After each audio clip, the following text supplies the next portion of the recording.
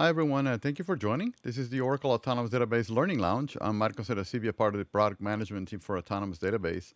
And today we're going to be having a very, very cool session on basically the best practices, right, for a modern data platform, right? So how to integrate any data from any cloud. So today's speaker is going to be Alexey Filanovskiy. He's a principal product manager, and he's going to be showing you guys, how to create a modern data platform using the Oracle Autonomous Database. He's going to be talking about the different types of cloud, different types of accesses, how to integrate right across, and including things like AWS Glue. And he's going to be basically covering all of that and how to share data across any kinds of organizations or different companies, right? In the best way, right, possible. He's also going to show you guys the database studio, basically the tools inside the autonomous database for self-service, right, and all these processing all these data, right? So before we begin, just to make sure you guys type your questions in the Q&A in Zoom, okay? And then our product manager is going to be standing by, so any questions you guys might have, we're going to be able to answer there, all right? If you're not registered yet for the sessions, make sure you do it on the bit.ly/ADB Learning Lounge, like you see here on the screen. And I'm going to be sharing with you guys some links. So if you look in chat, I'm going to be sharing right now these links, right, including our new Get Started page, how to join us on LinkedIn or X, or even how to ask your questions in Stack Overflow or in Slack as well. So we have a Slack workspace, right? So this is the Oracle Developers Slack workspace that you guys can join. You see the QR code there. Again, it's part of the links that I shared. And you can search for the Oracle Autonomous Database channel there, okay? All right, so thank you again, Alexey, for joining us today. I know it's going to be a great session, so I'll stop sharing and I'll let you share your screen and take it away.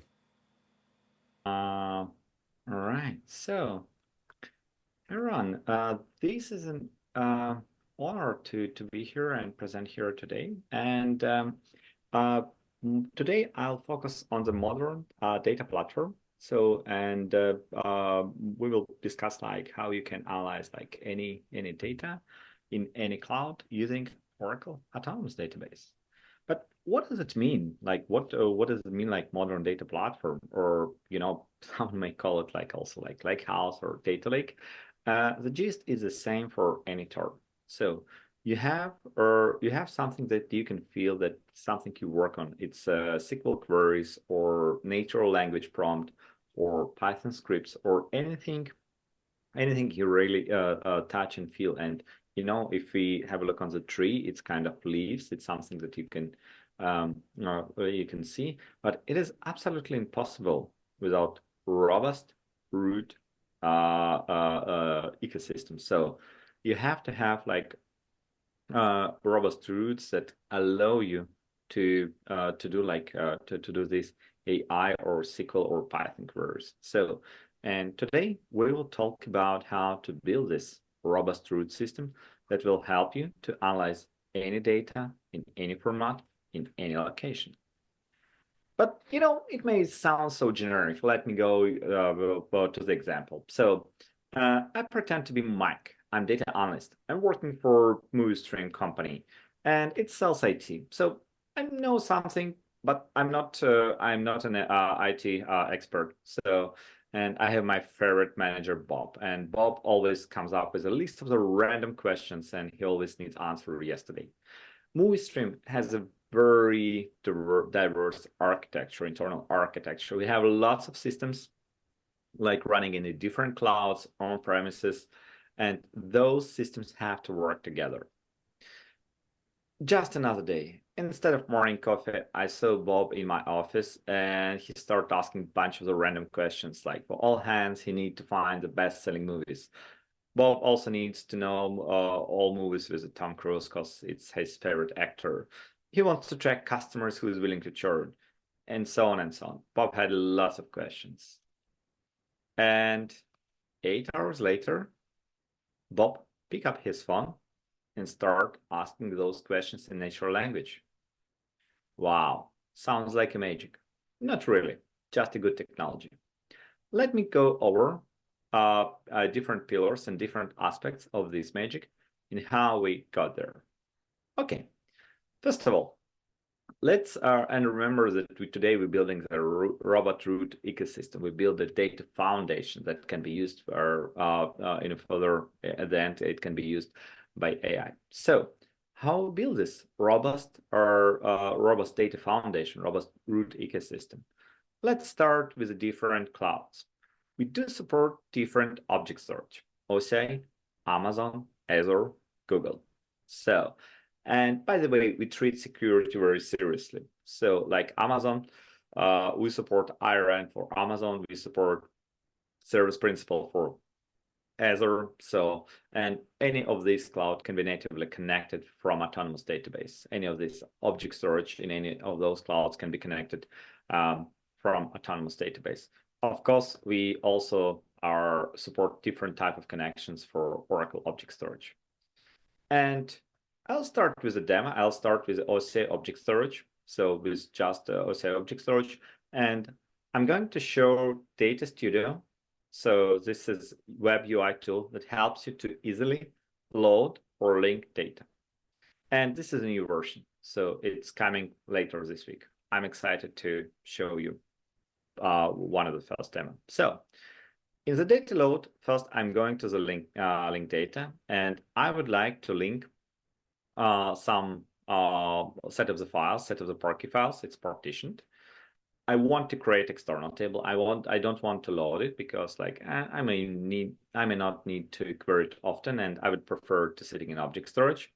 But when I query, I want to get like best of my performance. And oh wow, I see that I can that our UI is smart enough to detect the partition structure and generate SQL for me.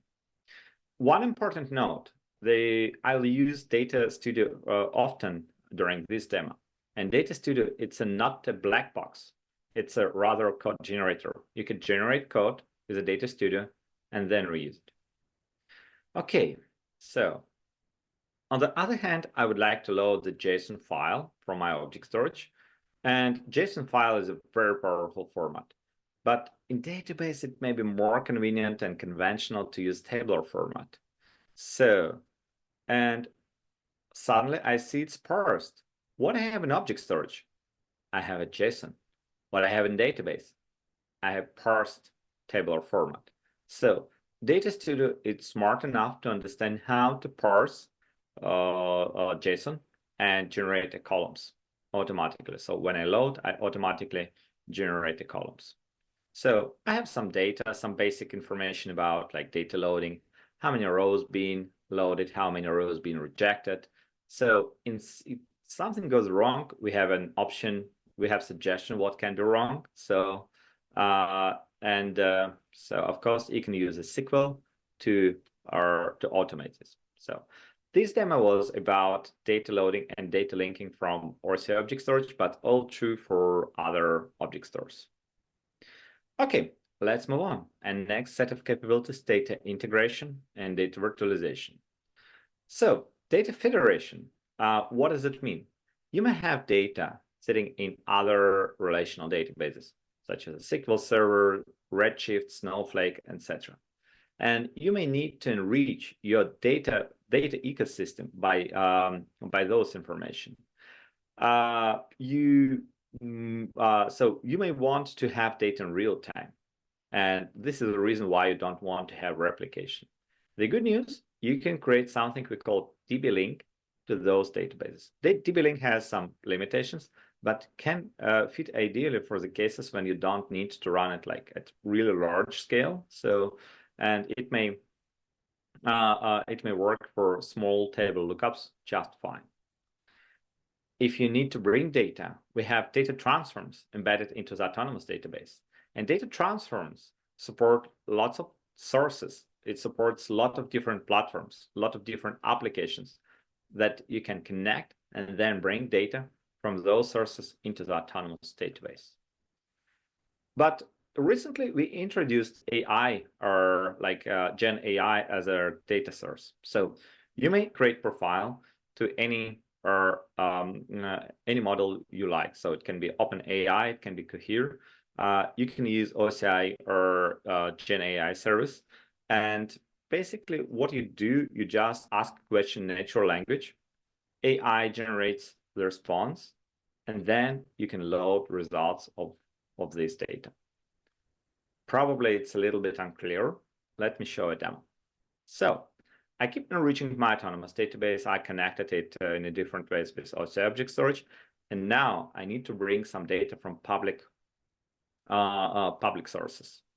So here in data load, I have a new type of data source, AI. Beforehand, I configure OpenAI profile. And then I can ask question in natural language. Show me Oscar winners for last 20 years. And AI generate me results. That's great. I'll just rename, I give it a name to the table and load into my autonomous database. Table been loaded. And as you can see, it is just a table. So it's just a conventional table into the Oracle database. And AI is a source for this table. Here we go. So these are the all Oscar winners for last 20 years.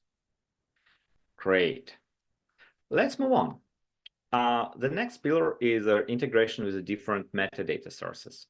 So, and by metadata sources, I mean data catalogs. So it can be like Oracle Data Catalog, and we have this integration for quite some time. But what we bring new, and it may be crucial for multi-cloud customers, integration with a Glue. Amazon Glue is known as a metadata store for Amazon. So it's a central place where Amazon customer store metadata about the tables, and then this metadata are used by multiple engines such as Athena, EMR, Redshift, etc. So what you can do, you can just connect your autonomous database to the Glue, derive metadata, while data remains into the Amazon cloud. And then using this metadata on autonomous database, you can query data into the S3. So it's a metadata only operation. You just connect autonomous database to Glue. You create a set of external tables on autonomous database, and then you query S3 files. Okay, let me show you a demo. All right, I start with our S3. So, sorry, with Amazon, it is a Glue. And Glue has some databases, and I have 4 tables. On location, you can see the actual data stored into the S3. I jump into the autonomous database, and I choose Register Catalog. Currently, we support 2 types, OCI Data Catalog and Amazon Glue. I specify credentials that help me to connect to this Glue catalog, and I list all regions where Glue is available. I pick my region, and I can see one database. Now, I'm ready to go to the link data, and I'm ready to create external tables. So I have 4 tables, drag and drop, and then I will create just external tables in autonomous database. I'm not going to load data, so this is a linking, and I will just create external tables. And those external tables can be used within my autonomous database. So data is loaded. Now I can go and query this data within my autonomous database. Great, data in Amazon, but it's available for me to query whenever it's needed. Right, let's move on. And next pillar I want to talk about, it's a different file formats that we support. Of course, we support most of the conventional file formats, such as a Parquet, Org, CSV, ARR, JSON, and it's not kind of surprise. So it's probably something you expect. Recently, we introduced support for an Apache Iceberg. Apache Iceberg, it's a table format, and table format helps customer to solve compatibility issues across the multiple engines. So by saying table format, what I mean, like data also has some metadata. So, and you may argue that, yeah, Parquet file also has schema inside, But what the problem is here is that imagine you have like 5 Parquet files. Is it 5 files for one table? Is it 5 different tables? Or it's 2 tables, one consists of 2, second consists of 3 files? It's unknown. And Iceberg solved this problem. Iceberg also supports limited ACID, insert, update, delete operations. So, and Iceberg also, because metadata stored into the local files and not in the central Hive type of metastore, it can help to scale your metadata operations. So Autonomous Database now supports reading of Iceberg tables. Let me show you a demo. So in Amazon, I also have a client. Let's say in my example, it's going to be Athena, Amazon Athena, that generates Iceberg table. An autonomous database can read those tables just fine. So I start into the Amazon Athena. So I create Iceberg table. Then I insert 3 rows into this Iceberg table. All right. So I have some Iceberg table created into the Amazon. Now in Autonomous, I create an Iceberg table. So I just pointed to the Glue catalog. So to define this Iceberg table, alternatively, I can just point to the manifest file, and then I can easily query this data. So this data is available for me for Autonomous database.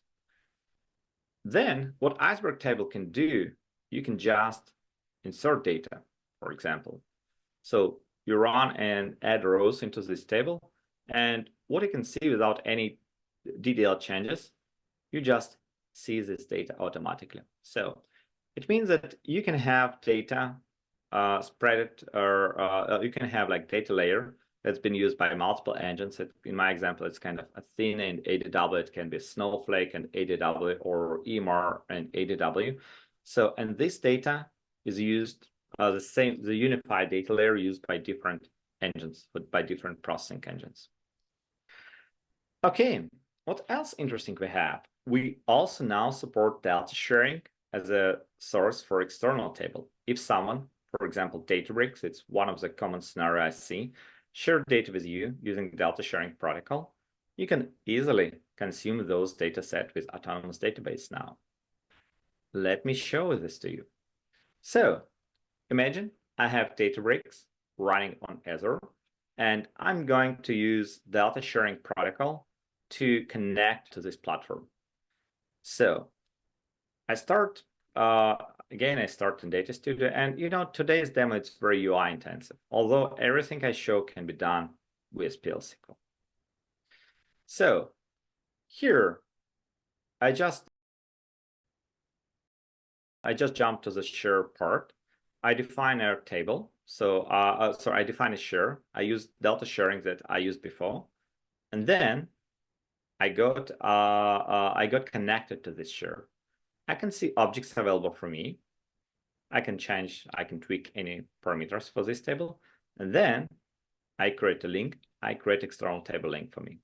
So somewhat was like that was very quick, and maybe I'm not show this within this demo. So it's how Databricks shared data with me, and Databricks just create a share and give a profile, and then using this profile I can access delta sharing. So long story short, Autonomous Database can be easily integrated with their delta share data provider, with Databricks being one of the most common and famous delta sharing provider.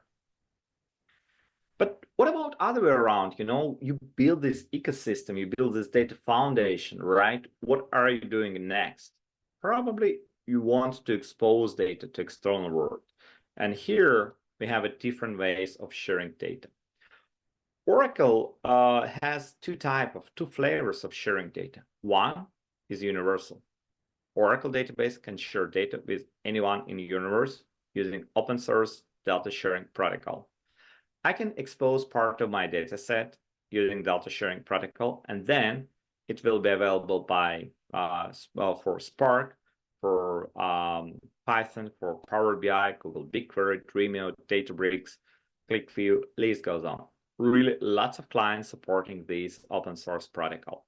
And it's a good way when you don't know like what tool your client is going to use. So you just give a client some profile, some sharing profile, and then client can consume data using any client he or she likes.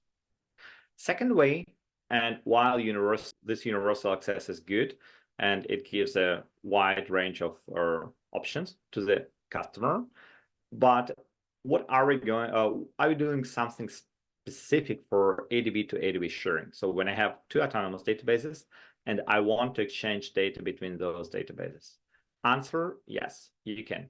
You can easily share data across autonomous database using our second flavor of data sharing, and it's powered by CloudLink. Different use cases and different scenarios for sharing. Like first, on the left-hand side, you can see that our users may want to share data with their customers, and the client is unknown. So like I have to share data, but someone likes Excel, someone likes Python, someone likes dashboards, someone likes direct database connections. It's very hard to develop a certain pipeline for any single client. It's much easier to create data sharing and say, hey guys, you can pick any client you like that supports data sharing, and it's a really long list. And then those clients can read data. So second use case on the middle, you can see it's exchange across Oracle Autonomous Databases. So using CloudLinks, it's a real-time data exchange across Oracle instances. And the third use case, the third category, it's collaborative multi-cloud and multi-workload environment. And namely, it's kind of Oracle to Databricks. We have seen high demand on this, and many customers are really happy that they break down the silos between those two ecosystems. They use like Databricks for big data purposes, like autonomous database for data warehousing, and we can exchange seamlessly exchange data and collaborate across those two platforms using data sharing protocol. And of course, it's frequently like multi-cloud environment. So you may be wondering, like, why should I use like data sharing, like especially for the first use case, while direct database connection is available? There are a few reasons, and there are a few key differentiations between these. First of all, you enhance data governance. You don't have to grant access to the entire schema, or you don't have to create a schema for every recipient. You just say, okay, this is a share. It can consist of objects from multiple schemas. You just pack your data product and then share it with the recipient. And whenever it's needed, you can revoke access. So you can share, you can give grant to certain share to 5 users, and then whenever you decide, you just revoke access for the certain user. Second, it's workload segregation. So data consumer does not impacts provider workload. So data sitting into their object storage, and data consumer does not use like database CPUs. It goes hands by hands with the next use case. It's a cost responsibility. Data consumers handle the processing cost, and data consumer kind of pay for the data processing. So not data provider. Data consumer is responsible for the cost. And the last but not least, it's a networking. So customers can share data from private vSAN or public internet as needed, offering cross-network access while still maintaining control of the data. All right, let me show you a demo. Imagine I have PowerBI and we have a like customer, and I think it's a public reference. It's Mars Healthcare, and they use PowerBI to consume ADW data, and there are lots of clients, and they want to those clients be independent from cost perspective. They want those clients be responsible for the cost, and those clients are using PowerBI. Are using PowerBI to get access to this ADW data. But first, I need to provide a share. I need to create a share. I give it a name. So I pick a type of share, and here you specify it's either Delta sharing or Oracle to Oracle. like in case of delta sharing, you have like update schedule. So here I have like list of their objects in my schema. So, and then next I need to create a recipient. So it's going to be, let's say, BI, a share for BI. I have to specify email. On this email, I will send something we call activation profile. And this activation profile is something that helps you to create a share. Like it's a key from the kingdom. So we have this URL, and then data recipient will follow this URL, and he or she will download this JSON profile. These are credentials. These credentials are used to access data sharing. Now, jump into the Power BI. Into the Power BI, you just specify that, okay, I need to read data from the certain source. There are a long list of sources supported by Power BI, like Oracle database, MySQL, etc. New type of connection is a delta sharing. I specify delta sharing, and then I need to specify sharing URL. I got a profile, I got a JSON file that I just download, and then I using this endpoint URL. Okay, using this endpoint URL, I connect to my share, and I will see objects available for me. So this object available for me, I will export into my Power BI. After this, I can do any magic of Power BI I used to do. So, and I can analyze any data in any shape or form, conventional and convenient for me. So, like if it would be a connection to just relational database. So, all right, and I assume that BI guys knows what to do with this data. So, but we can provide it. All right. You know, it's not so bad. We have just built a new data platform that has access across multiple clouds and multiple formats, data stored in different format. But there is one nuance.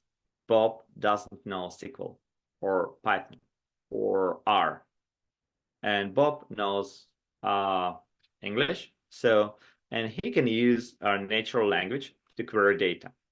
So natural like Oracle database recently add capability to speak human. So, for example, you have a question: what are our total streams for each Tom Hanks movie this month?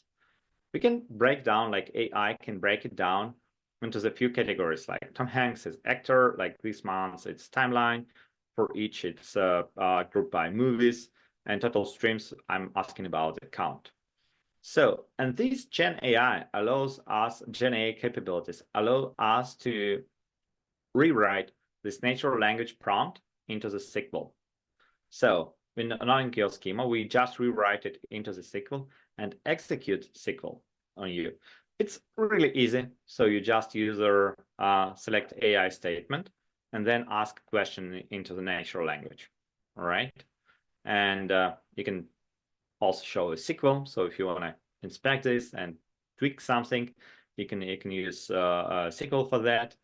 So, but basically, natural language is your primary interface, and this is kind of a magic behind the scenes. So, and you know, it's sprinkle on top. This natural language, it's a sprinkle on top. Remember our diagram with the leaves? It's something that's visible for user and cool and exciting.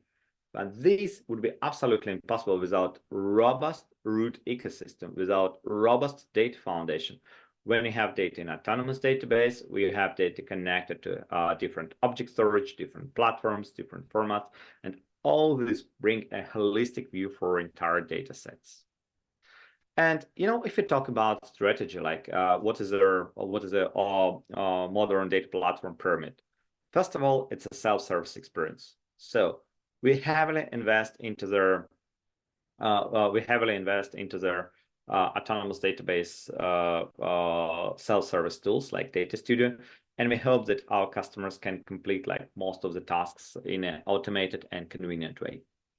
Second, we tightly integrated with any OCI capabilities, such as object storage, data catalog, and of course, different GenAI services. So we have like really lots of capabilities around GenAI services, and it's now part of Autonomous Database. And at the end of the day, if you want to go beyond, like Oracle database, like Oracle Autonomous Database is still Oracle database, and you can use any third-party solutions you may like and you may get used to. I don't know, such as Informatica, different BI tools, like everything is available for you. Everything is available for Autonomous Database. If you want to learn more, I encourage you to check out Live Lab. So we have Live Lab for building data lakes, and many steps I showed today, I demoed today, available or into this Live Lab. So this you can see it on the left-hand side. If you're excited about data sharing, we also recently got a Live Lab for data sharing. I encourage you to give it a try. So we have a data sharing like cloud links for data sharing using PL/SQL and Web UI.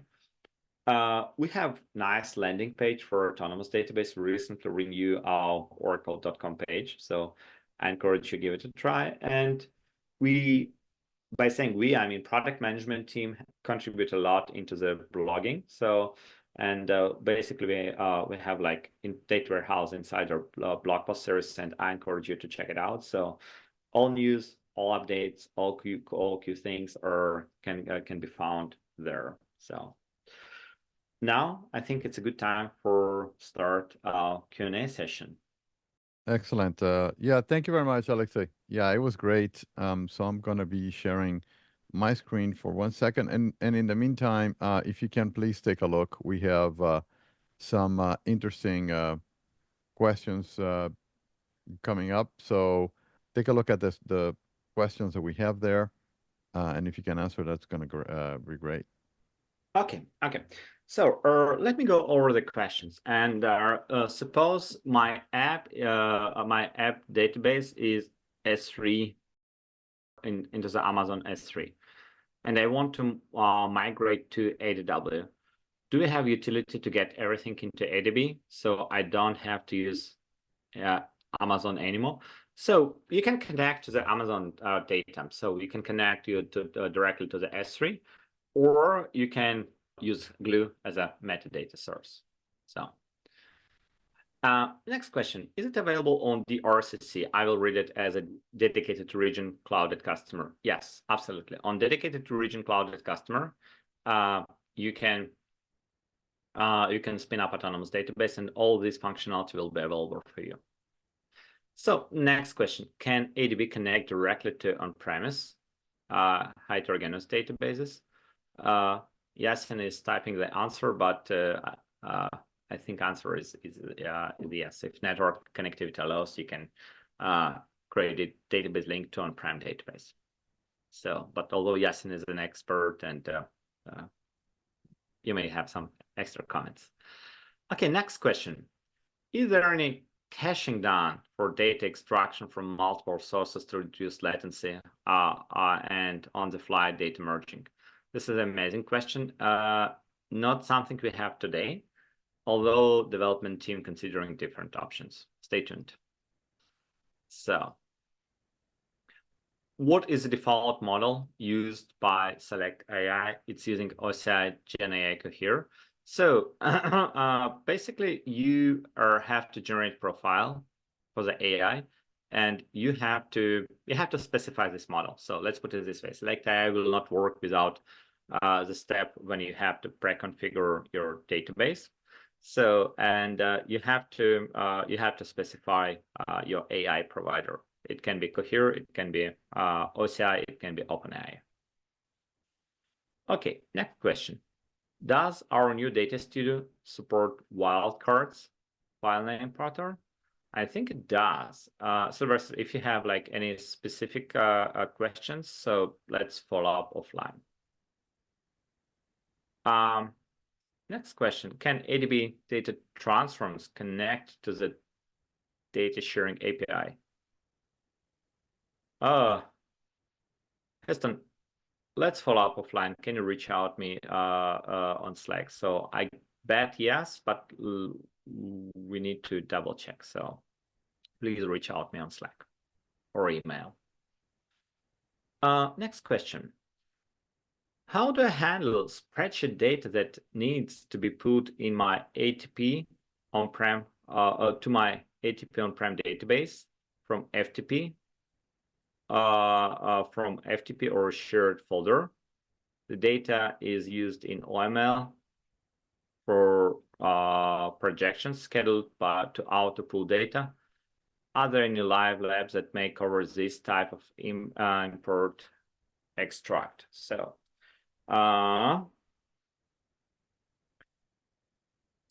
you need probably some, it's not clear what is their source for this spreadsheet, like where it's originated, but probably the place where this spreadsheet is originated need to push it into the object storage. And then for object storage, we have capability, it's not been shown today, it's a live feed. And then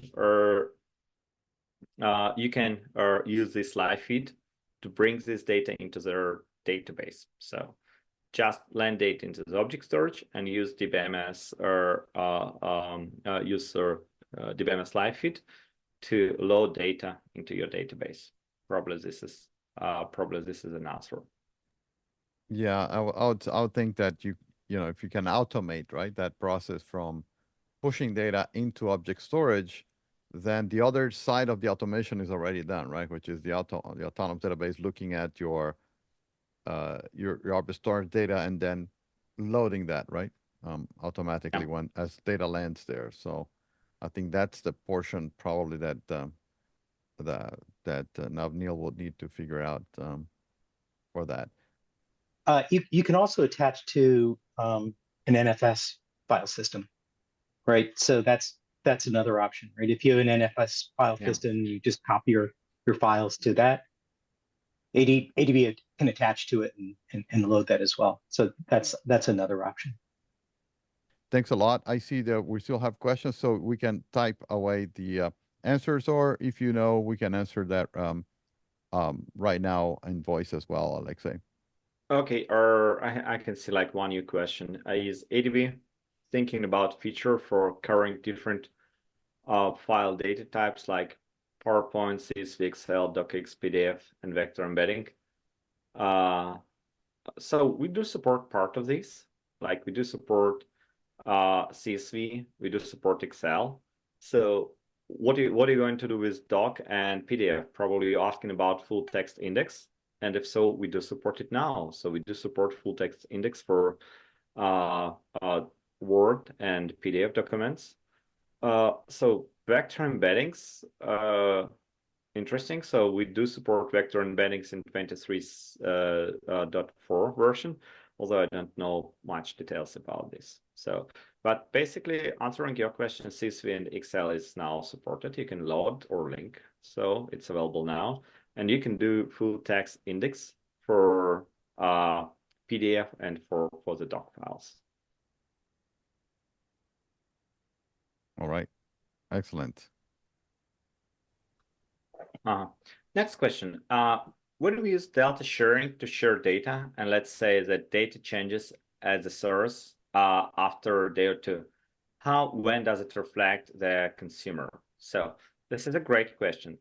Basically, like delta sharing, it sounds what we call versioned. So like we have like kind of snapshot of the data, but it's not static. So you can update it either on demand, or you can specify a schedule and say, hey, I want to refresh my snapshot to reflect all latest updates every 15 minutes, hour, day.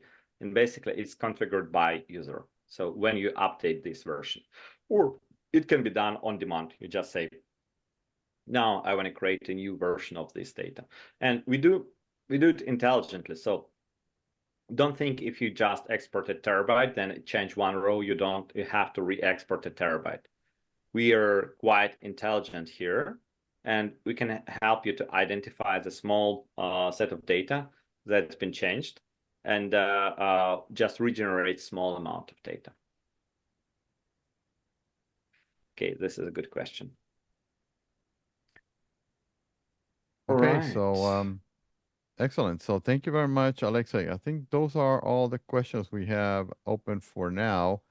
Guys, if you still have questions, remember we we're still reading, right, the Q&A. So if you still have any questions, please let us know. One last thing I'm gonna want to share with you guys in terms of links. Again, I'll type in all the links there in chat to everyone, so that you guys can get to us and talk to us and reach out to us on Stack Overflow or Slack, um, and then we can have a conversation with you if you have any questions as well that were not clarified today. All right. Okay. So again. These are some of the final thoughts here for links. Make sure you guys go and visit the bit.ly/ADB Learning Lounge. We have the links there. We have upcoming sessions. We have the recordings there. I would highly advise you guys to take a look at that. Okay. And then finally, again, thank you for joining the call today. Thank you, Alexey. Thank you very much, guys. And thank you, Alexey. I'll leave this open for a few more minutes. If you guys have any questions, please type them in. And again, thank you very much for joining, guys. And talk to you guys next week. We're going to have a session next week as well. So talk to you guys then. Thank you.